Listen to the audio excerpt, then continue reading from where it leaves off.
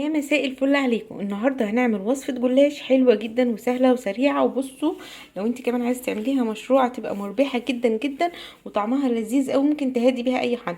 معايا هنا لفه الجلاش انا هفردها كده، ومعايا هنا ربع كيلو من الكنافه كانت مجمده عندي. هبدا ان انا اقطعها، بس مش هتقطعيها قوي يعني. حطيت عليها معلقتين من السكر، ولو عندك سكر بودر كمان هتبقى احلى، والنتيجه هتبقى احلى بكتير جدا. ومعايا هنا معلقتين من جوز الهند اختياري، وممكن تشيليهم خالص. ومعايا كمان سمنه اهي انا مسيحاها، وهحط منها مثلا معلقتين تلاتة كده على الكنافة علشان اشربها كويس. انا عايزة الكنافة دي تشرب كويس معايا من السمنة، يعني بصوا تتغلف كده كلها بالسمنة. كل اللي انا هعمله دلوقتي هقطع الكنافة دي كده شوية، مش على الاخر خالص، يعني مش هخليها كده زي المفرومة، لا هخليها يعني بحالها شوية كده.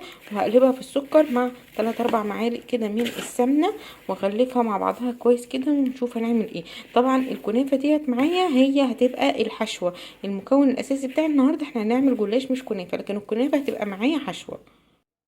خلاص كده انا فركتها مع السمنه كويس. حطيت لها تقريبا كوبايه الا ربع كده او نص كوبايه من السمنه، معرفش بصراحه لان كوبايه السمنه اتقلبت، فمش عارفه بالظبط يعني جه منها قد ايه، اخدت منها قد ايه. تمام. فانا كده معايا يعني قولي نص كوبايه او كوبايه الا ربع من السمنه، على حسب ما الكنافه تشرب معاكي. معايا هنا بقى الصينيه مدهونه من السمنه، وهبدا ارص فيها مثلا واحد او اتنين جلاش فوق بعضهم على حسب ما انتي عايزه. هجرب الاول كده واحدة جلاش، لو لقيتها خفيفة قوي هحط اتنين فوق بعض.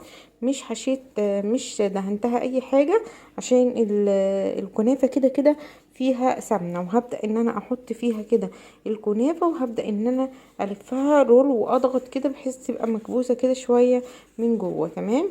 هتلفيها بالشكل اللي انت شايفاه ده كده، لفة مظبوطة. وكمان انا شايفه ان ورقه واحده حلوه جدا ومظبوطه، فانا همشي كله على ورقه واحده. هعمل بقى كله بنفس الطريقه، ان انا افرد واحده جلاش واحط فيها حشوه كنافه، واحطها في الصينيه بالشكل ده لحد ما اكمل الصينيه بتاعتي. كله على نفس النمط ده كده. وقبل ما اقرب اخلص الصينيه هقوم مولعه الفرن على درجه حراره متوسطه. لو عندك تايمر هتبقى على 170 180، وهدخل فيها الصينيه. بس هستنى لما اخلصها لسه. لفيت كله كده بالشكل ده كده، واخر واحده ديت كان باقي 3 ورقات على بعضهم مفيش مكان، فحشيتهم كده زبيب كتير وجوز الهند وشويه سكر مع شويه الكنافه، ولفيتهم التلاتة مع بعض كده، بس دهنت دهنت سمنه واحده بينهم.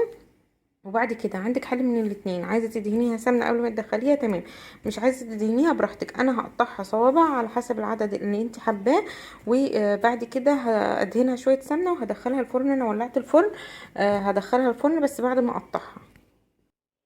قطعته بالشكل ده كده ودهنته سمنه، وهدخله دلوقتي الفرن.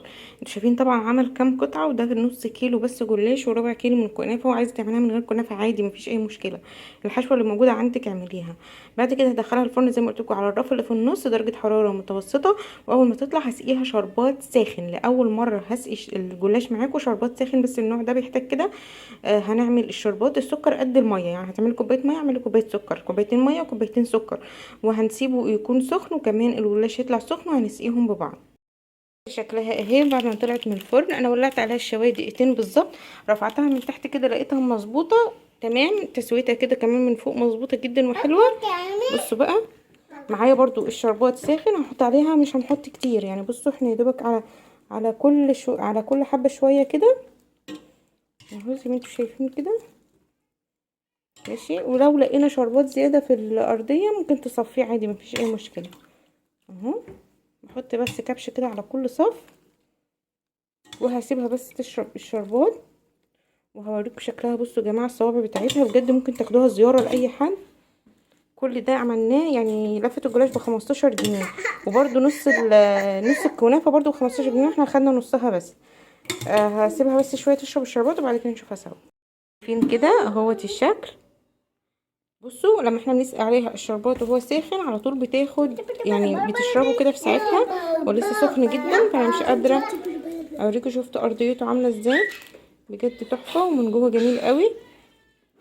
ممكن بقى تقدري انت ترشي على وشه شويه جوز الهند عادي اهو. هنرش شويه جوز الهند. ممكن بقى ان انت تسيبيه كده ساده. ممكن عندك فستق بقى لوز اي حاجه من الحاجات دي اعمليها عليها. ما انا بقى اجربوا الطريقه وتعجبكم. تنسوش بقى اللايك والاشتراك في القناه. عايزه اوريكم، وانا عايزه اوريكم هو قد ايه مقرمش. تحفه يا جماعه، جربوا الطريقه هتعجبكم جدا.